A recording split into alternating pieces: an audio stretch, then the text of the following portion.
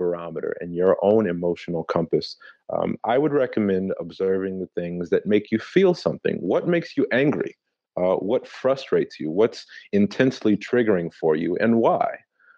And as you sit with those things, and as you look at the common elements between them, ask yourself how this shows up in your work, if at all. So if you start with a list of five or 3 or 5 things that make you angry, or that make you cry, or that make you feel something, are there common elements here?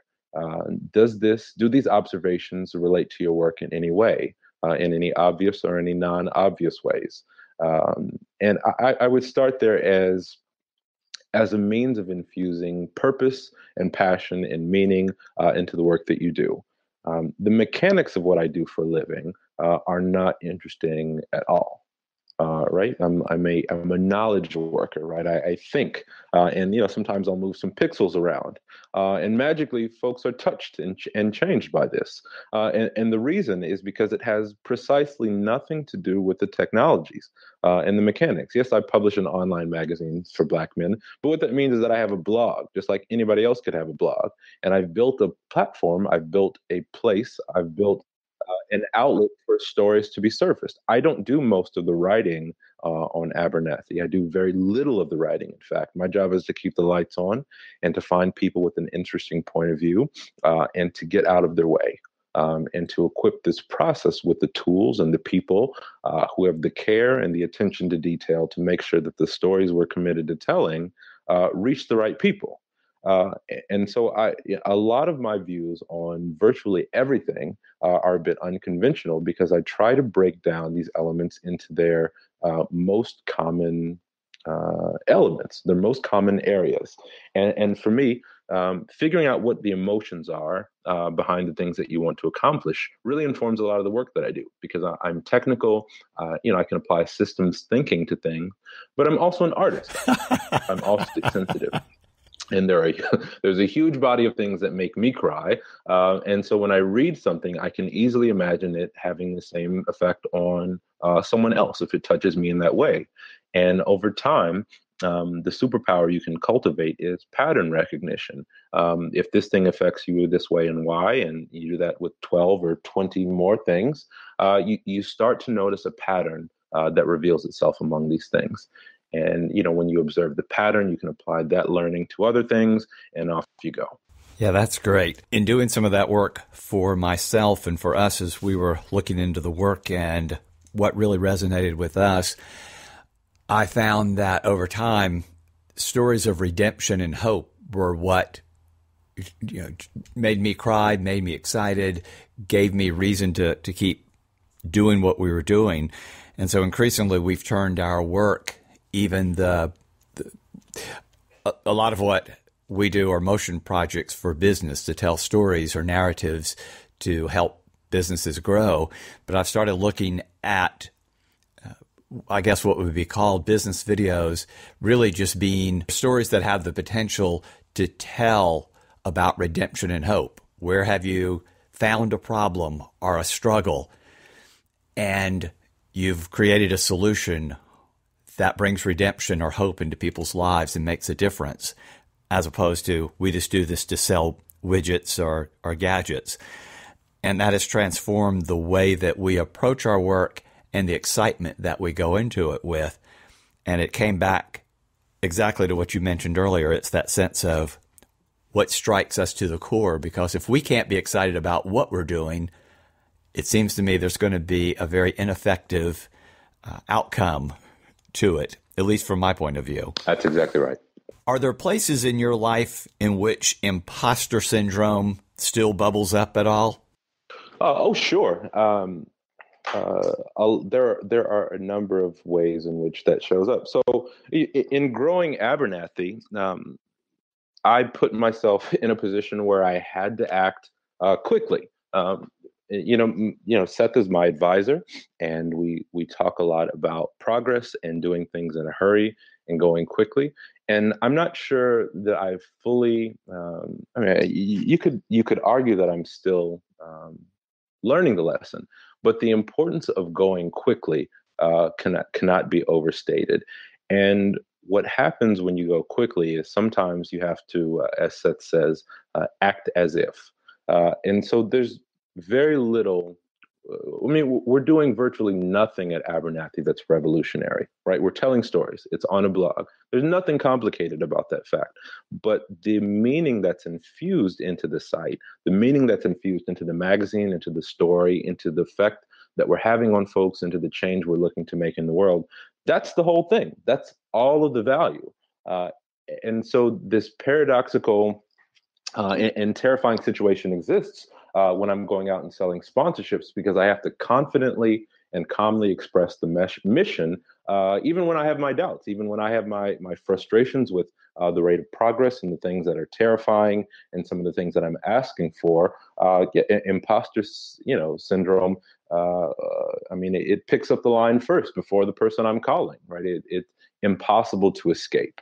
Um, and so that that affects my technical work as well. There are a lot of folks who could technically be more qualified to do some of the work that I do, but they're not doing this work. I am, and I have to act accordingly. So I'm not sure that there's any escape from the imposter syndrome or feeling that, and I'm not sure I would want an escape from it because that can be a barometer, right? That fear you feel is a constant reminder or a litmus test, if you will, of where you are in your progression and your evolution and your ability to overcome challenges of fear and uncertainty.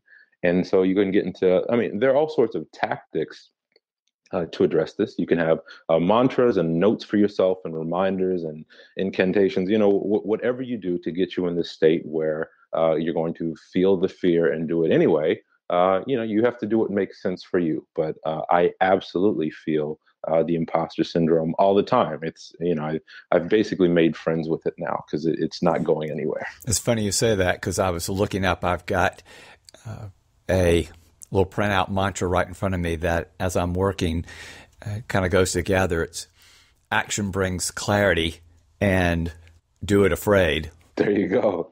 There you go. I have to look at that every single day. Keeping that in plain sight is brilliant and something I would recommend for others as well. Looking back on your struggles, are there any particular lessons that you've learned that you feel like have made you a better person for having gone through those? Yeah, everything. In particular, as I mentioned before, I used to work as a web performance engineer. For a living, I made websites faster, WordPress websites, and I essentially ran the business behind a piece of software with about 1 million active users, and I ran support, professional services, and all of that. And it was an intensely uncomfortable period of my life in many ways, in terms of the workload, in terms of just feeling like I was spread too thin. Yeah, I mean, there are innumerable lessons that I learned there. And some of the things that I cultivated during that time, I think will benefit me for the rest of my life. Not the least of which is this idea that you shouldn't take things personally. So this is when my theory of radical empathy, really was really, really useful because there are just some interesting things that happen when people pay you money and expect for a thing to happen. And it causes folks to behave in unpredictable ways. And essentially, I spent years of my life doing email and phone and technology support for businesses all across the world from mommy blogs with virtually no readers on up to sites that, very, very large and well-known websites. And just that process of being overextended and managing emotions and expectations of people and dealing with your reactions when people want your attention and so they behave badly, say things about you that they probably wouldn't say if they weren't upset, and so forth. My ability to deal with the unpredictable emotions and communication from customers and random strangers on the internet. I mean, that has been forged in the fire.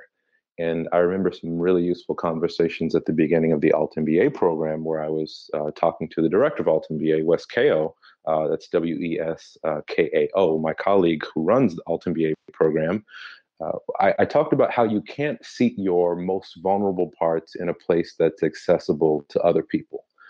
So if you're the kind of person who is wounded by somebody being critical of your work, you have to work on yourself to make sure that you don't feel that when someone says that. So, break down why it is that you feel that way. Is it that you want to be accepted by other people, which is normal and human and expected? Is it that you are always held to a high standard? Is it that you define yourself by the quality of your work that exists in the public eye? What is it that makes you feel that way? And what can you change about that to arm yourself against Yes. that situation in the future? And, she's remarked a number of times at how useful that is. And that's one of the things that I learned during that time, because people will say personal things to you to try to get a particular reaction. And the bottom line is, the cliche, hurt people, right? If somebody's frustrated and scared and terrified, it's more likely that they're going to say something to you in pain or in anger. And your reaction to that shouldn't always necessarily be a reaction to their words. Your reaction then I'm not going to say should, could be to the triggering emotion. Why would you say something like that? Could be, what your question is. But in many cases, that's a signal for me to take a time out. If somebody says something to me that is particularly emotional or particularly pointed or particularly unkind, I pause and I try to envision, or I try to understand, if I don't already know, why someone would say something like that to me. If I haven't been behaving badly, in my estimation, if I haven't done anything to provoke this particular response that I can understand, I try to understand their psychology. And if you can get to the point where you do that first before reacting, I think you win. I think you win. Not that it's a battle against that other person, but I think you can be successful in life, is what I'm just saying. Emotional management, self-regulation, and introspection, and so forth. These are the master tools of successful artists and creatives and business people that I've met. What's an instance when that's happened, where something has surfaced that's really surprised you or transformed your understanding of your own narrative? Because I've taken the view that a business narrative is primarily the narrative of the owner or the principal. And so I think about, even on a business term, as we're working with companies and we're thinking about the narrative, I'm constantly thinking, how deep down is the narrative of the company really an individual or very personal narrative? And as you were talking about that, I thought those things that surface can be deeply revealing and very powerful once we understand them. But it's hard work. Is there an instance where something has surfaced or bubbled up for you that's had a huge transformative change or insight to come out of it? Oh boy. What I think about is how a lot of the things that we dream up and create already exist in some other dimension. And our job is to bring them forth, right? Our job is to manifest them. Our job is to tune into that signal as clearly as possible and bring this forth with as much integrity and purity as possible. What's interesting to me and always enjoyable to me in the work that I'm doing right now with Abernathy, and actually with Alt MBA as well, is understanding how these things are viewed by other people. And so I don't, I have a particular idea and a vision for what I'd like what I'd like Abernathy to become. But the reality is that it hasn't been mine from the moment that I launched it. Like the moment I launched it, it wasn't mine anymore. Absolutely. If that makes sense. It's whatever other people and people coming into contact with interpret it to be. So my job is to continuously check in with how it's being interpreted and how it's being received. Not necessarily with the focus that I want to change something, responsibility to understand how the things that I'm putting out in the world touch people, and whether or not the change that we're looking to make in people is taking place.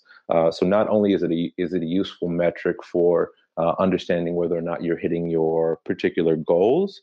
But it's a really great way of understanding what your mission is, because you might